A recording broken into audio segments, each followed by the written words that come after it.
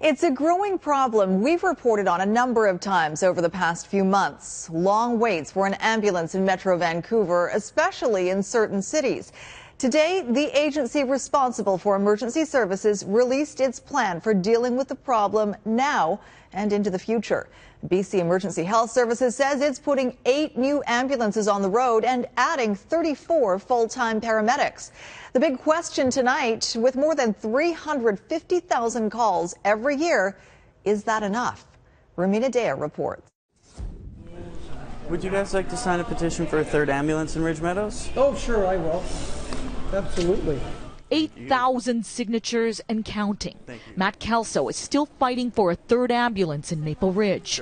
The brain cancer patient disappointed the government's announcement did not include another ambulance in his growing community. When you're laying on the ground having a seizure, time is clearly of the essence, and it's horrible sitting there and waiting. 8 new ambulances in Surrey, Langley, Abbotsford, and the North Shore. But BC Emergency Health Services is adamant that simply adding more crews will not fix systemic problems and speed up response times. And the very simple, quick fix to this problem in the short term would be adding many, many, many cars and paramedics. The problem with that solution is that we're going to be in the same situation 4 years from now, and another 3 years from now, and another 6 years from now.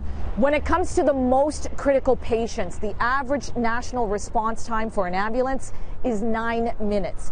BC paramedics are only hitting that target 51% of the time in Metro Vancouver. The average response time here, 10 minutes and 24 seconds. We're in the business where seconds and minutes count, so we need this to happen yesterday. This is exactly why BC EHS says it's working on getting paramedics out of emergency wards and on the road faster. Last year alone, they spent an extra 18,000 hours in the ER, essentially babysitting patients. The government is also crafting solutions to treat non-urgent patients at home. The report shows that if we just stay with status quo, in other words, don't make improvements in the system, that we'll have to spend about $15 million more each year to add resources. Thank you very much.